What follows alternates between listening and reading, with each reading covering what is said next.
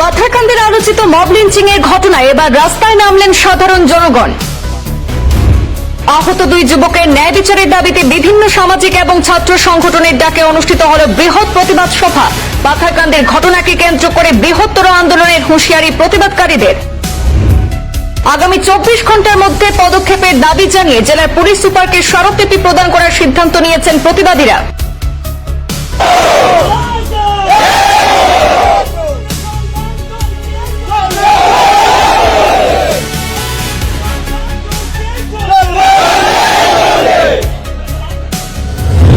পাথারকান্দি থানার অন্তর্গত মামবাড়ি গ্রামের দুই যুবক ইসলাম উদ্দিন এবং আমির উদ্দিনের উপর হামলার ঘটনাকে কেন্দ্র করে আজ ব্যাপক প্রতিবাদ কর্মসূচি পালিত হয় পাথারকান্দিতে।